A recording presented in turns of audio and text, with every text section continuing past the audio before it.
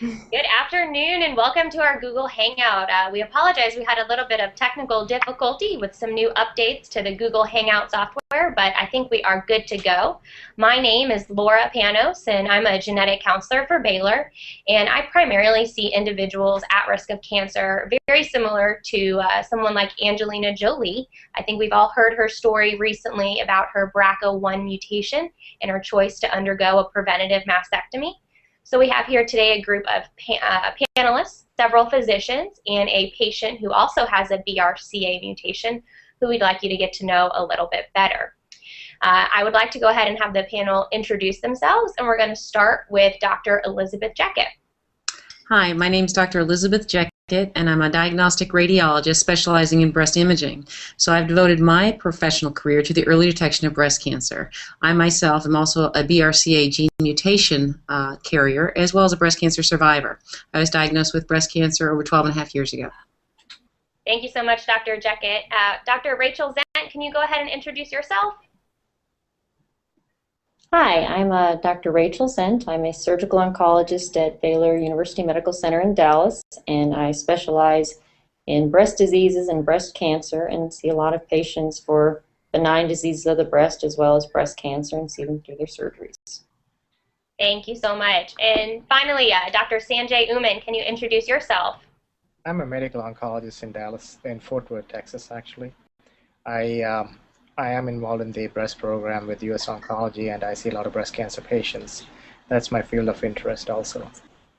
Thank you so much. Obviously, somebody of the stature of Angelina Jolie coming out with this information is going to give us a heightened level of awareness about these genetic mutations and the options for preventative mastectomies.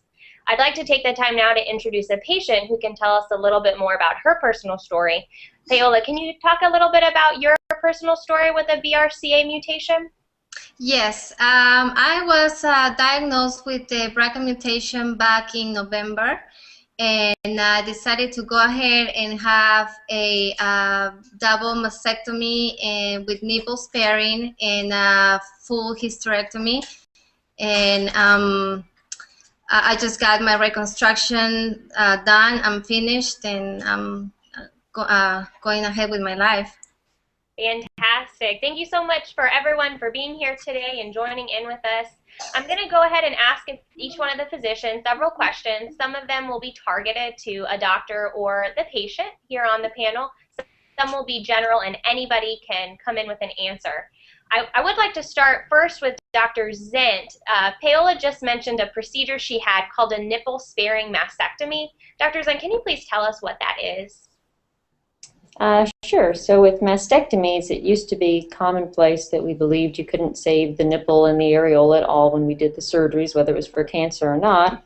And then it became more common to do what we call skin-sparing mastectomies, so that we essentially are taking the breast tissue out of the skin, sort of like taking an orange out of the peel and leaving the peel behind for reconstruction. And now we've gotten to the point where in almost all prophylactic mastectomies, and in some patients who have cancer, we're actually able to save the nipple itself and not have to reconstruct that, as well as all of the breast skin, and so that can lead to a lot more natural looking reconstruction in the end for patients. Fantastic. I'd like to put a general question out there to get us back to the beginning of what really is a BRCA mutation? What does this mean for a patient?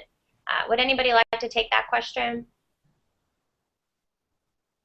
Well, there are several known mutations for breast cancer, and BRCA mutation is one of them. And when we assess an individual's risk for breast cancer, BRCA comes up more often because the other mutations like the P10 mutations or the P53 mutations, they're not very common. So most breast cancers, even though they are not mutation related, when you find a mutation associated cancer, BRCA is probably on the top. So you know there are 20,000 genes in the body, and this is just 2 genes actually you're looking at. But they increase the risk of women developing both breast cancer and ovarian cancers. There are 2 categories, BRCA1 and BRCA2. If you have a BRCA1 mutation, the incidence of having breast cancer and ovarian cancer is high, but the type of cancer you see in these individuals are both estrogen positive and triple negative. Unlike in BRCA2, the chance of getting triple negative is smaller. Men can also have the same mutations, and they also develop male breast cancers. In addition, there's also association with prostate cancer, pancreatic cancer with these mutations. So I think that's probably a brief summary of these mutations.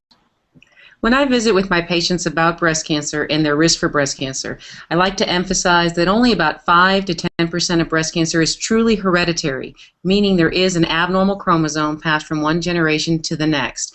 And that represents this BRCA gene mutation population, BRCA1 and BCRA2.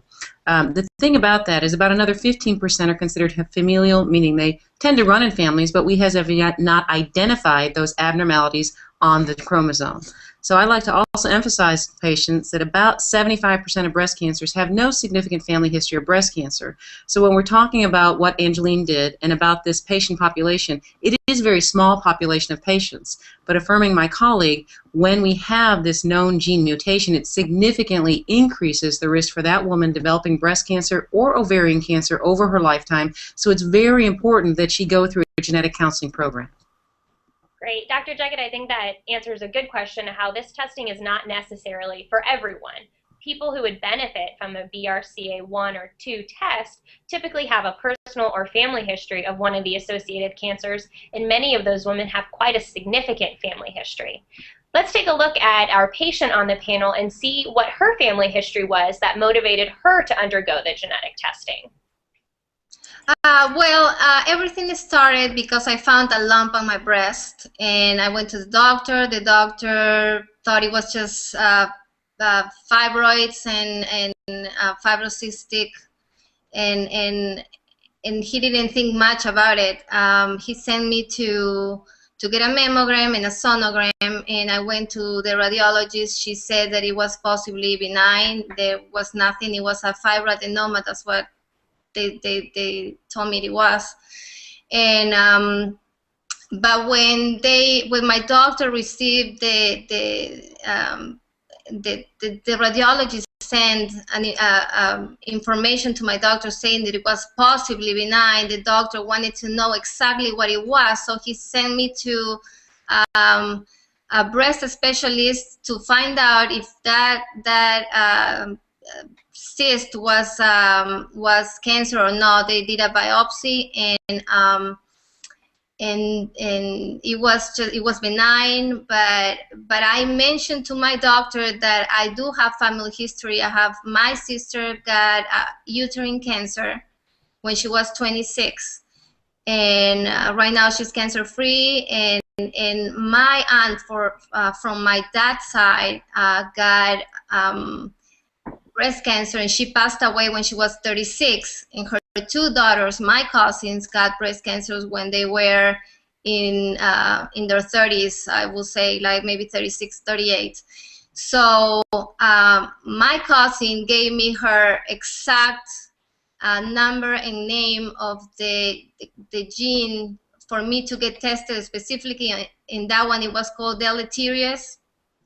So I gave it to my breast specialist, and they checked me specifically for that mutation, and it came back positive. And I decided to go ahead because I just thought that it was too many people in my family with this, and why wouldn't I get cancer? And that was the first thing I thought is I have to get a double mastectomy, and that was my choice. I had 2 other choices. One was to get to take tamoxifen, I believe, a drug that reduces your risks to 50%, and the other was just to monitor the cyst or whatever I got, every month, and just to monitor that until I guess I get cancer, which I wasn't going to wait for.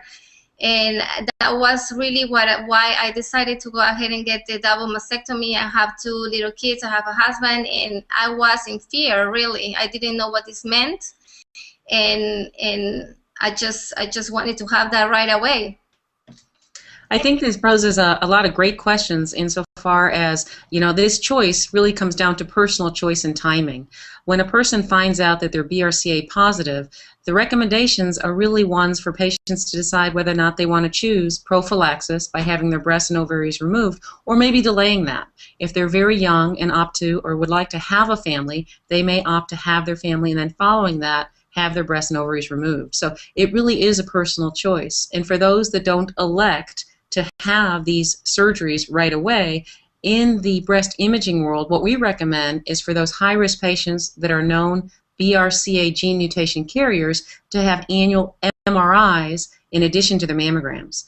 The MRI is a test that's more sensitive than both the mammogram and the sonogram. It allows us to inject some dye into the veins that go to the breast and light things up that may not be seen on the mammogram or the sonogram. This test as a screening tool is reserved for that high-risk population. Great. I think we got a lot of great information, both from Paola and Dr. Jeckett here. I have one question I thought of for Dr. Zent. What if I have a strong family history of breast cancer and I'm concerned about my risk, but nobody in my family has a known genetic mutation? What can I do about that risk? It depends on what your family history is, but if you meet certain criteria and the family members you had were younger when they had it, if none of them had been tested, it's a good idea if one of the people who's had the actual cancer is tested first. But if that's not a possibility, it still may be possible for you as an individual to get tested for a BRCA mutation. So what we would do is we'd send you to our genetic counseling program where you'd sit down with the counselor. They go through a detailed family history and pedigree and kind of come up with an analysis of what are the chances that you could be a mutation carrier based on these things, and then help you make the decision if you want to actually be tested or not. So depending on what your risk factors are now, if your family history is that your grandmother had it when she was in her 80s and nobody else did, then it may be something that we can alleviate some of your concern that you may not need to have testing done for that reason. Fantastic. I think a lot of people are concerned about their risks, especially hearing this news, and they want to know, am I at risk or not? I also would like to ask Dr. Uman about another question. There's been a lot of media attention on the risk of breast cancer associated with these gene mutation and the option to do a mastectomy or increased screening. What are the risks for ovarian cancer? And if I chose to do a preventative oophorectomy, removing my ovaries, what would that mean for my lifestyle? So you should know first what type of mutation you have. So depending on the mutation you have, if it's BRCA1 or BRCA2, the risk is different. When you make a decision not to pursue a surgical management, what are the other options? Is that what you're asking me? Or when you do the surgical procedure, what will happen to me? What will be my side effects? Is there anything I need to be aware of? So the first thing we ask our patients to do is time it. Time it when you want to do it. For example, if you're planning to finish your family, of course, you will have had children, and then you pursue this kind of procedures. The biggest problem women encounter after oophorectomy is the side effects of lack of estrogen. So most common side effects we see these women going through immediately are hot flashes, lack of libido, mild to moderate mood swings, sometimes severe mood swings, including depression. And we also see that they encounter long-term side effects. For example, you can have changes in your cholesterol, increased risk of heart disease, changes in their blood pressure, weakening of bones or osteoporosis. So all these things are usually counseled to the patient so that they know that when they choose to do a surgical management, it is permanent. There's no reversibility of these procedures. So alternate options should be considered if they really are bothered about any of these side effects they might encounter. So it really sounds like there's a lot to consider for an individual's personal health. What about men who have these genetic mutations? What do they need to be worried about? So we approach men and women almost the same. Only thing is we do not really have an issue of the ovarian cancer risk here. So for men who have this mutation also are counseled for mastectomy. Of course, if they don't choose mastectomy, they still need breast examinations, mammograms, or MRI alternating with mammograms. So it's slightly different for men because they don't have serious side effects of estrogen deprivation if they choose mastectomy and they never undergo oophorectomy. So I think it works out slightly better for men when they encounter these genetic mutations and have to do some kind of intervention, especially surgical management. Doctor, I have a question. I am experiencing the hot flashes. I'm experiencing the lack of libido. I'm experiencing. Thank God I don't have the mood swings just yet. But my question is it safe for me, since I have the BRCA mutation, to use hormone therapy? The doctor, my gynecologist, gave me this. Gel to put on my leg. Is an estrogen. I think it's a low dose, but I am afraid of using it. But if I don't use them, then there's a lot of things that if I don't take them, I know there's a lot of things that, like you said, cardiovascular problems, osteopenia. My sister has osteopenia because the cancer that she had, it was hormonal related, but she cannot take hormones. But in my case, and there's a lot of women out there that probably are going through the same thing, is it safe to have this hormonal therapy? So this is a conversation I usually take at least an hour to finish with my patients. So it's going to be very abbreviated for you when I answer this question over probably 2 minutes. Well, we prefer our breast cancer patients not to use hormonal treatment. The data is when, for example, when a BRCA positive patient chooses to take birth control pills instead of tamoxifen to decrease the risk of ovarian cancer, of course you can decrease the risk of ovarian cancer there, but the risk of breast cancer goes up. So we prefer these women to be on tamoxifen, and if they want to be on birth control pills, as long as tamoxifen is on board, some people believe there's some benefit there because you're literally blocking the estrogen receptors and probably not increasing the risk of breast cancer. If you had any surgical interventions and you have estrogen deficiency causing symptoms, if my patients approach me with symptoms, I try to intervene sooner than later. So the first thing we try to prevent is very severe side effects of estrogen deprivation, for example, atrophic vaginitis. Women who have low estrogen, if you do not intervene earlier when they complain of lack of libido, then they will probably also complain of painful sexual intercourse and probably no sexual intercourse at all because of severe pain. So we usually refer them to their gynecologist if they are interested in managing them. Or what we do is we advise them to use any non-estrogen-based formulations first. That's usually water-based KY jelly type treatments. And then if that doesn't work, we are okay for them to have estrogen formulations for a short period of time so that you prevent that very chronic severe side effect of lack of estrogen.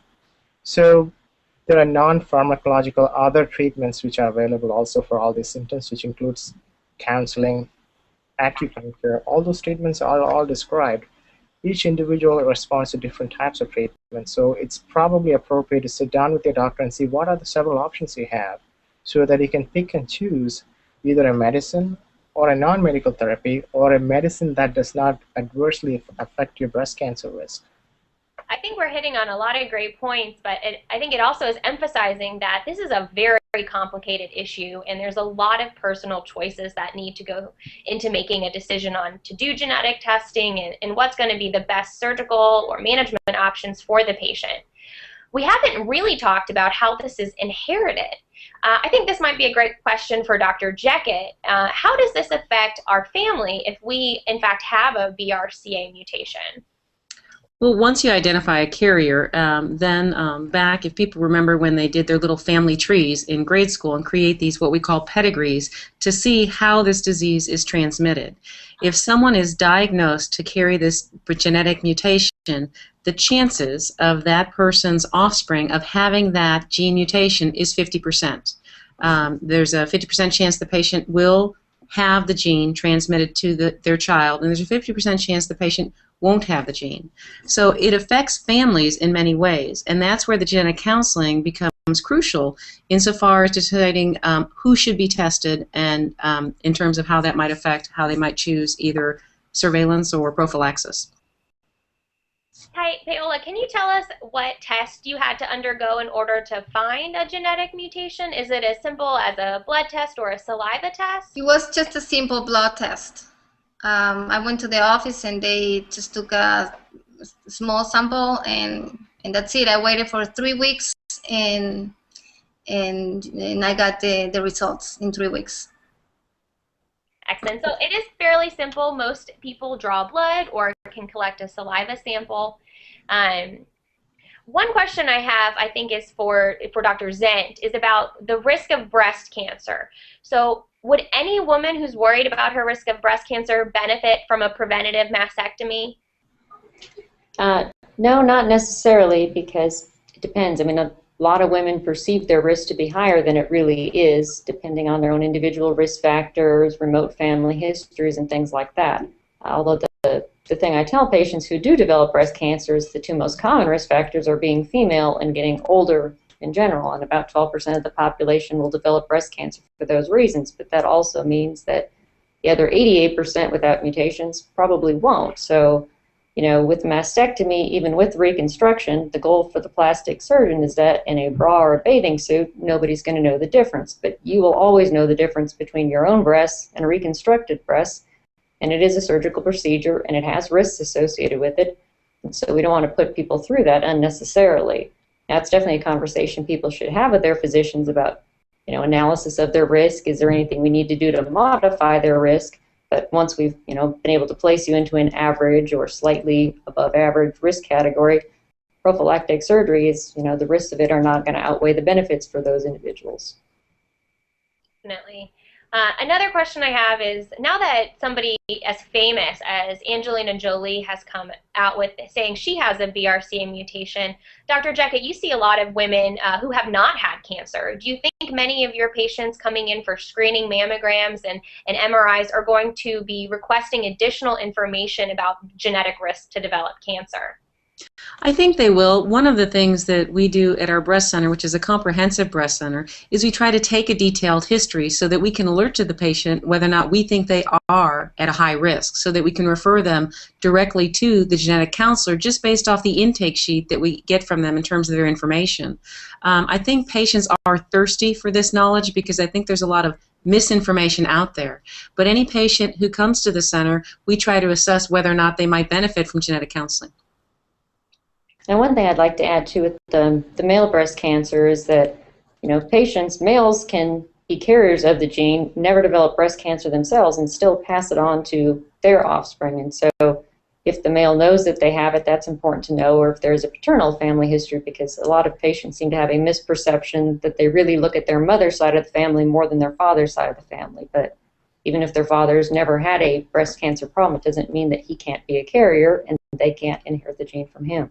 And probably they should also be counseled about prostate cancer, because if they have a lot of family members with prostate cancer, especially if they're in their young age, in their 50s and 60s, they probably should start screening for prostate cancer also at that time.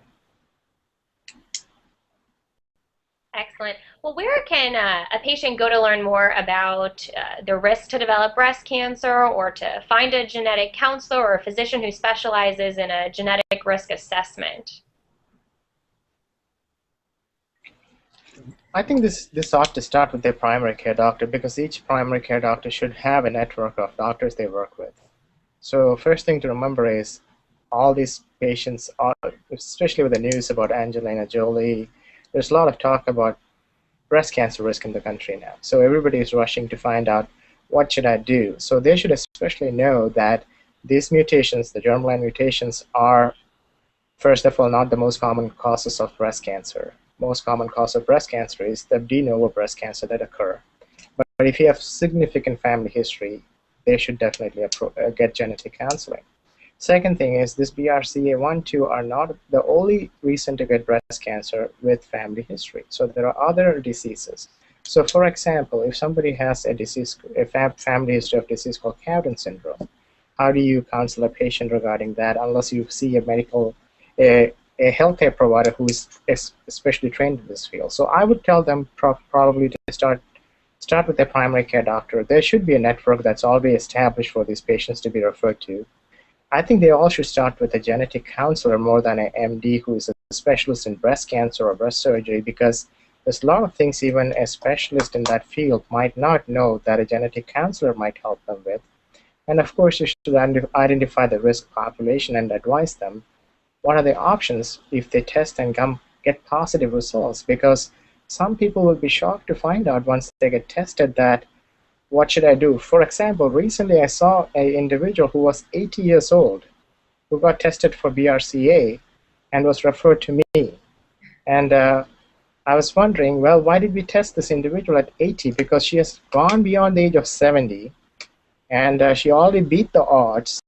And at the age of 80, she's been tested positive. So there are a lot of things that apply to each and every individual. So I think we should start with a comprehensive base, which is the primary care level, then probably get a good genetic counseling done before we test all these patients.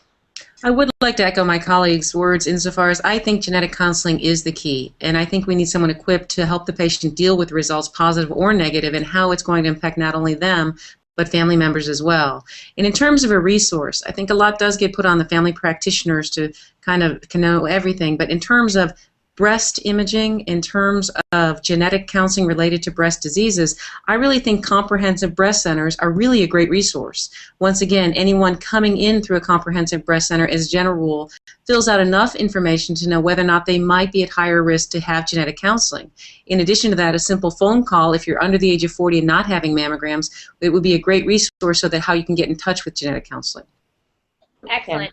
And to echo some of those resources that we just mentioned, genetic counseling, comprehensive breast centers, primary care doctors, you can certainly call 1-800-4-BAYLOR, and the individuals who answer the phone lines will be able to direct anybody who wants to meet with any of those people to the right place. I have a few more questions before we jump off. We've spent all this time talking about breast cancer and BRCA mutations. What about other cancers? If I have a family history of colon cancer or thyroid cancer, is there anybody I can talk to about that risk?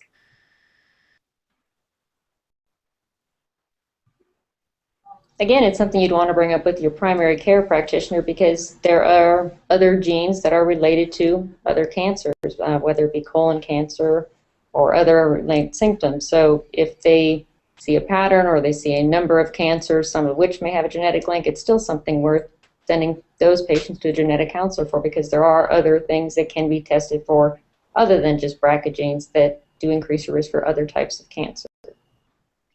So I think, this can wrap up for us a little bit of why this has become such good news. Angelina Jolie has come out and said she has a BRCA mutation, a BRCA1 mutation, and she has chosen to do something to prevent cancer.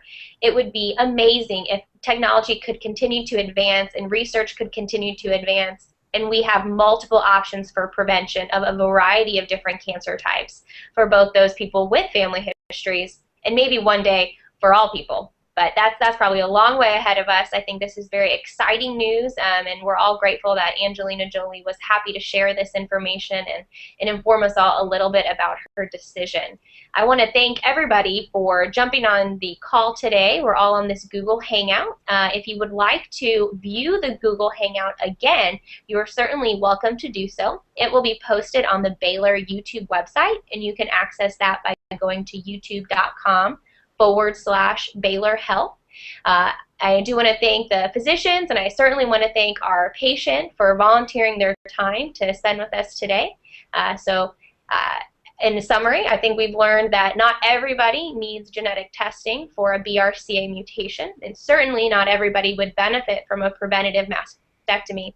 But those of us who are concerned can ask our primary care physician for assistance. We can go online and find a genetic counselor. Another great resource is www.nsgc.org, and that is a website for the National Society of Genetic Counselors, and that can help you find one in your area who might be able to talk to you if you're not here at Baylor. So thanks again for joining us, and hope everyone has a great afternoon.